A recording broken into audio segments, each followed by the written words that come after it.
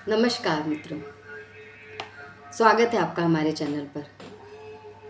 आज हम लोग बात करने जा रहे हैं श्रापित दोष के बारे में। सबसे पहले हम लोग ये जानेंगे कि श्रापित दोष होता है या श्रापित योग होता है। एक्चुअली ये दोनों ही चीज़ें होती हैं, डिपेंड करता है आपकी कुंडली के ऊपर, आपकी कुंडली में प्लैनेट्स के पोजीशन के ऊपर, दो प्लैनेट्स के पोजीशन के ऊपर। वो कौन से दो प्लैनेट्स हैं वो भी मैं आपको वीडियो में बताऊंगी। अगर वीडियो पसंद आता है तो हमारे चैनल को लाइक करें, सब्सक्राइब करें और शेयर कर दें। तो आज सबसे पहले हम ये समझेंगे कि श्रापित दोष कौन से ग्रहों की वजह से कुंडली में बनता है। श्रापित दोष बनता है शनि और राहु की युति हो जाने से। जब कुंडली में किसी भी घर में 12 घरों में से किसी भी घर में अगर राहु और शनि एक साथ बैठ जाते हैं, एक साथ युति बना लेते हैं, तब उस कंडीशन में श्रापित दोष का निर्माण कुंडली में हो जाता है। अब हम ये कैसे पता करेंगे कि हमारे चार्ट में श्रापित दोष है या श्रापित योग है, कैसे पता करेंगे हम? तो इसको पता करने के लिए हमको शनि और राहु की पोजीशन को हमारे चार्ट में देखना होगा कि हमारे चार्ट में शनि किस सिचुएशन में हैं। क्या वो किसी त्रिक भाव में बैठे हैं, खराब हाउस में बैठे हैं, या किसी शत्रु राशि में बैठे हैं, या नीच के होकर के बैठे हैं। ये सेम यही चीज़ हमें राहु के लिए देखनी है कि राहु हमारे कौन से किस तरह के घर में बैठे हैं, अच्छे घर में बैठे हैं या बुरे घर में बैठे हुए हैं, त्रिक भाव में बैठे हैं या अच्छे घरों में बैठे हुए हैं। उस हिसाब से हम डिसाइड करते हैं कि यह दोष हमारे लिए श्रापित हुआ या फिर ये हमारे लिए एक योग हुआ।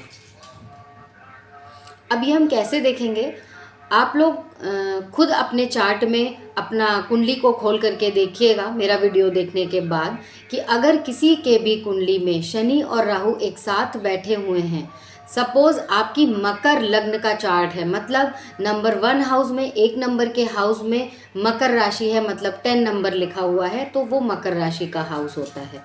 फर्स्ट नंबर मीन सबसे ऊपर का फर्स्ट हाउस, मिडिल में जो होता है, ठीक है। उसमें अगर 10 नंबर लिखा हुआ है, मकर राशि लिखी हुई है और वहीं पर उसको लग्न हाउस भी बोलते हैं, अगर वहीं पर शनि और राहु की युति बन जा रही है तो आपको ये जानना है कि ये योग बन गया या फिर दोष बन गया। कई पंडित, कई लोग ऐसे होते हैं, एस्ट्रोलॉजर्स भी होते हैं, जो ये बोल देते हैं कि लग्न में आपके शनि और राहु बैठे हुए हैं, यहाँ पर तो श्रापित दोष बन गया, लग्न में ही बन गया, मतलब बहुत बड़ा दोष बन गया, ये तो पूरी लाइफ को इफ़ेक्ट करेगा, प्रॉब्लम देगा। पर ऐसा बिल्कुल भी नहीं है।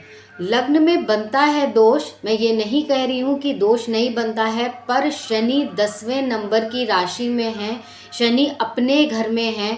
10 नंबर की राशि मकर राशि शनि की होती है, और जब शनि अपने घर में बैठ गए हैं, उनके साथ में राहु बैठ गए हैं, शनि के राहु मित्र हैं, क्योंकि शनि का छाया ग्रह ही राहु कहलाता है, राहु को शनि का छाया ग्रह बोलते हैं। तो जो दो मित्र हैं आपस में अपने एक के घर में बैठ गए हैं, जब दो मित्र, तो वो खराब नहीं हैं, वो साथ में बैठ करके आदमी को और उन्नति देंगे। शनि जब लग्न में अपनी राशि में बैठते हैं तो आदमी बहुत ज़्यादा नेटिव, बहुत ज़्यादा हार्ड वर्किंग होता है। और राहु क्या करते हैं, राहु शनि की उसको और पॉजिटिव करने में हेल्प करते हैं, क्योंकि राहु का नेचर है कि वो जिस प्लैनेट के साथ सिचुएटेड होते हैं उस प्लैनेट की वो पॉजिटिविटी और निगेटिविटी को इंक्रीज कर देते हैं। तो यहाँ पर शनि हमारे लिए पॉजिटिव हैं, शनि इस चार्ट के लिए पॉजिटिव है, क्योंकि वो अपने घर में बैठे हैं, लग्नेश अपने घर में लग्न में ही बैठे हुए हैं, इसलिए यहाँ पे ये योग बनता है, ना कि दोष। तो अगर कभी किसी ने आपसे बोला है, आप चेक करिए, अगर लग्न में आपके 10वें नंबर की राशि लिखी है, 10 नंबर लिखा है और शनि और राहु की युति बन रही है, और किसी ने आपको बोला है कि आप इसका जाके पूजन करा लें, तो प्लीज़ आप इसका पूजन जाकर के कभी भी मत कराएं, क्योंकि ये आपको आगे जाकर के बहुत ज़्यादा पॉजिटिव रिजल्ट देने वाले हैं। और अगर आप इनका पूजन करा के इनको शांत कराने चले जाएंगे तो जो पॉजिटिव रिजल्ट्स आपके पास आने वाले हैं वो वहीं रुक जाएंगे, वो आपके पास नहीं आ पाएंगे। इसलिए आपको पहले खुद से अपने चार्ट में देखना है कि ये योग है या दोष है। आपको पूछने नहीं जाना है किसी से, आपको ये देखना है कि ये अपनी शत्रु राशि में है या मित्र राशि में है, ये उच्च के हैं या नीच के हैं। तब आप खुद डिसाइड करिए कि ये योग बन रहा है या दोष बन रहा है। तब आप किसी की बात में आगे जा कर के उसको फॉलो अप करें, अगर आपको ठीक लगता है तब। ऐसे ही अगर सेकंड हाउस की हम बात करें तो लग्न में 10 नंबर राशि है, तो जब हम सेकंड हाउस में जाएंगे तो वहाँ 11 नंबर राशि होगी। 11 नंबर राशि भी शनि की राशि है। अगर ये युति दूसरे हाउस में बन जाती है, शनि और राहु की युति दूसरे हाउस में बन जाती है, तो यहाँ पर भी युति कैसी हुई, अच्छी हुई, बेनिफिशियल हुई। दूसरा हाउस में फिर शनि अपने घर में है, युति बना रहे हैं। 11th हाउस भी शनि का है, धन का भाव है, धन का भाव है, शनि धन देंगे। यहाँ पर आपको धन का भाव है, धन देंगे। धन को बढ़ावा कौन देंगे, धन को इंक्रीज कौन करेंगे, जो उनके साथ में राहु बैठे हैं वो उसमें धन को बढ़ाने में शनि का सपोर्ट करेंगे। तो यहाँ पर भी आपके लिए ये योग बनता है, दोष नहीं बनता है। हाँ, शनि जब दूसरे हाउस में बैठ जाते हैं तो वाणी को थोड़ा उग्र और कठोर बना देते हैं। तो सेकंड हाउस में अगर आपके शनि बैठे हैं तो यहाँ पे आपके वाणी उग्र हो सकती है, और इसके साथ में अगर राहु बैठ जाते हैं तो वो इस वाणी को भी थोड़ा सा और उग्र बना देंगे, है ना। तो ये चीज़ भी आपके साथ हो सकती है, ये थोड़ा सा निगेटिव पॉइंट है। अदरवाइज करियर उसके लिए, धन के लिए आपके लिए बहुत अच्छा है, और इसको हम दोष नहीं बोलेंगे, इसको हम योग बोलेंगे। अब आते हैं हम लोग थर्ड हाउस में। थर्ड हाउस में राशि हो गई मीन राशि। तो ये शनि की शत्रु राशि नहीं है, इसलिए यहाँ पर शनि दोष नहीं बनाएंगे। राहु थर्ड हाउस में अच्छे माने जाते हैं, अच्छे फल देने वाले माने जाते हैं। थर्ड हाउस में राहु कारक ग्रह माने जाते हैं, इसलिए यहाँ पर भी ये युति पॉजिटिव हो गई, यहाँ पर भी ये दोष नहीं बना। फोर्थ हाउस में आ गए मंगल ग्रह, मतलब 1 नंबर की राशि, मंगल की राशि। तो शनि और मंगल जो है वो आपस में मित्र नहीं है, तो यहाँ पर थोड़ा सा निगेटिविटी आ रही है, दोष बन रहा है। राहु भी बैठ गए हैं, राहु और मंगल की युति भी अच्छी नहीं मानी जाती है, तो यहाँ पर ये दोष, श्रापित दोष का निर्माण हो रहा है। अगर फोर्थ हाउस में शनि और युति, राहु और शनि की युति बन रही। ये सिर्फ मैं मकर लग्न वालों के चार्ट की बात कर रही हूँ, पर्टिकुलर एक चार्ट आपको एज अ एग्जाम्पल मैं समझा रही हूँ कि अगर आपकी मकर लग्न का चार्ट है, तब उस स्थिति में आपके फोर्थ हाउस में 1 नंबर की राशि आती है, मंगल की राशि। तो यहाँ पर जो है शनि 1 नंबर की राशि में शनि नीच के हो जाते हैं, है ना, इसलिए यहाँ पर ये दोष का निर्माण होता है, यहाँ पर बन जाता है श्रापित दोष। अब हम लोग आते हैं 5th हाउस में, 2 नंबर की राशि में। 2 नंबर की राशि में आपके 5th हाउस में आई 2 नंबर की राशि। यहाँ पर कैसा फल देंगे, यहाँ पर शनि आपको खराब फल नहीं देंगे, अच्छा फल देंगे, खराब फल नहीं देंगे। शुक्र ग्रह का मालिक होता है, वृष राशि के ग्रह हैं शुक्र, तो ये यहाँ पर शनि के मित्र हैं, शत्रु नहीं है। तो ये आपको पॉजिटिव फल देंगे, बुद्धि बढ़ाएंगे, डीप स्टडी कराएंगे। 5th हाउस डीप स्टडी का होता है, बच्चों का होता है, बच्चे अच्छे होंगे, संतानें अच्छी होंगी। यहाँ से आपको ये इस योग का निर्माण हो रहा है, दोष का निर्माण नहीं हो रहा है। अब हम आते हैं 6th हाउस में। 6th हाउस में आती है 3 नंबर की राशि। 6th हाउस में क्या होता है, 6th हाउस हमारा होता है त्रिक भाव।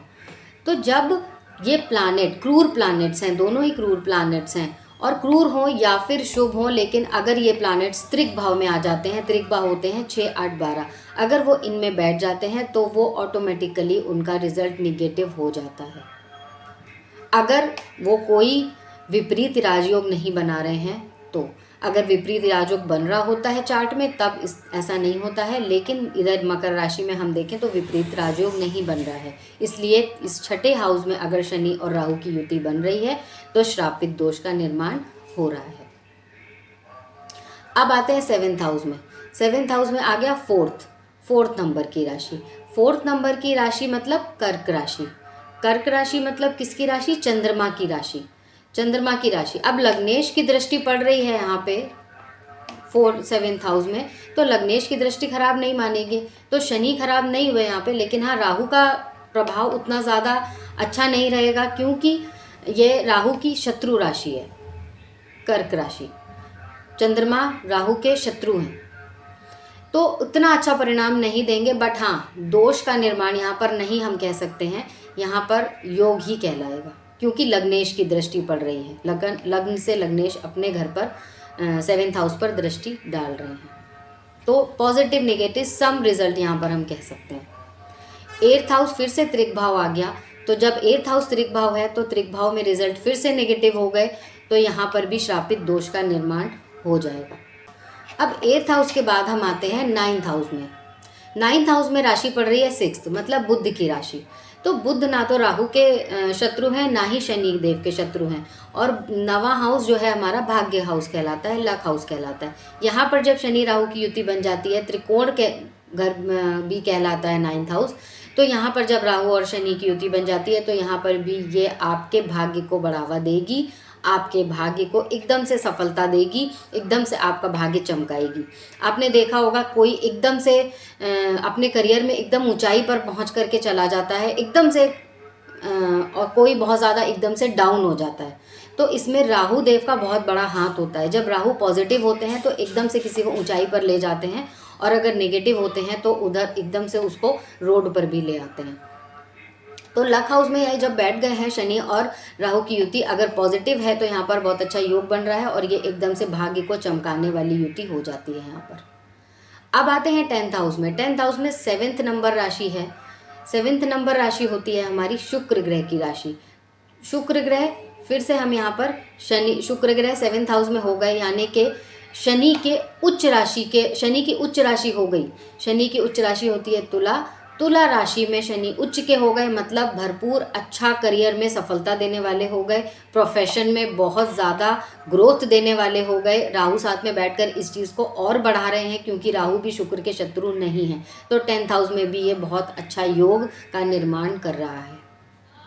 अब हम आते हैं 11th हाउस में। 11th हाउस में अगर राहु बैठते हैं तो 11th हाउस में राहु हमेशा सकारात्मक प्रभाव डालते हैं, क्योंकि जैसे 3rd हाउस राहु का होता है वैसे 11th हाउस में भी राहु पॉजिटिव माने जाते हैं।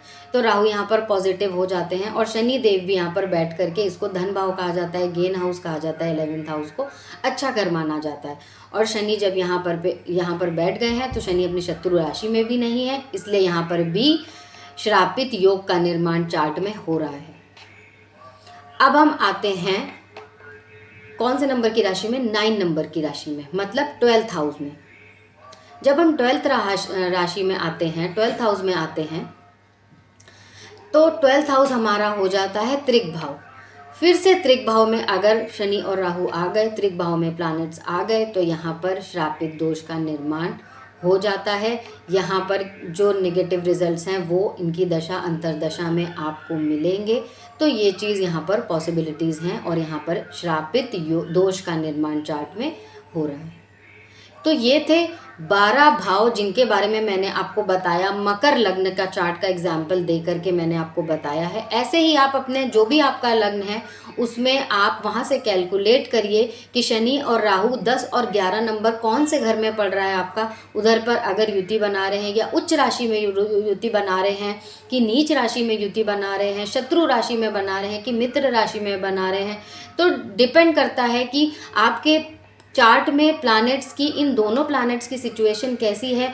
तब आप डिसाइड करिए, खुद से डिसाइड करिए कि ये योग है या दोष है। उसके बाद किसी चीज़ का उतारा करिए या किसी भी चीज़ का रत्न पहनिए, क्योंकि अगर आप इसका ऑपोजिट कर लेंगे, आप अच्छे प्लैनेट्स का उतारा कर लेंगे, पूजा पाठ करा के उसका निवारण करके आ जाएंगे, तो पॉजिटिविटी आप वहीं पर रोक देंगे। और अगर इसके जस्ट ऑपोजिट आप किसी मारक ग्रह का या नेगेटिव प्रभाव देने वाले का रत्न पहन लेंगे, तो आप उसे और स्ट्रॉन्ग बना के अपने चार्ट के लिए मारक बना लेंगे, बहुत ज़्यादा निगेटिविटी अपने अंदर और लेकर के खुद आ जाएंगे। इसीलिए चार्ट में एनालिसिस बहुत ज़्यादा ज़रूरी है, हर तरफ देखना बहुत ज़रूरी है। सिर्फ एक चीज़ को देख करके आपने चार्ट में देखा अरे शनि राहु एक साथ बैठे हैं तो ये खराब है, ये बिल्कुल भी गलत है तरीका। यहाँ से आप बिल्कुल गलत देख रहे हैं, ऐसा बिल्कुल भी नहीं है। आप देखिए और खुद से डिसाइड करिए कि आपके चार्ट में शनि राहु पॉजिटिव है या निगेटिव है, उसके बाद आप उसकी रेमेडीज़ करिए। आगे आपको कोई डिस्कशन करना हो आप कमेंट बॉक्स में लिखिए, आपको कोई क्वेरीज हो तो दिए गए नंबर पर व्हाट्सएप करिए, आप कंसल्टेशन ले सकते हैं, कॉल पर बात कर सकते हैं मुझसे। सेम नंबर जो दिया हुआ है इस पर व्हाट्सएप करिए, व्हाट्सएप पे पहले अपॉइंटमेंट लीजिए, अपॉइंटमेंट के बाद आप मुझसे बात कर सकते हैं, कॉन्टैक्ट कर सकते हैं। आप अपने चार्ट का विश्लेषण करा सकते हैं। किसी के चार्ट में शनि राहु की युति अगर बन रही है तो वो बिल्कुल, अगर कोई कन्फ्यूज़न आपके माइंड में है तो आप मुझसे कॉन्टैक्ट कर सकते हैं। तो और बाकी कोई छोटी मोटी क्वेरीज के आंसर तो मैं कमेंट बॉक्स में भी दे देती हूँ, आप लोग कमेंट करिए, मैं आपको रिवर्स करूँगी। वीडियो पसंद आया हो तो लाइक करिए, समझ में आया हो तो सब्सक्राइब करिए चैनल को। अब मैं आपको नेक्स्ट वीडियो में मिलूँगी, तब तक के लिए नमस्कार।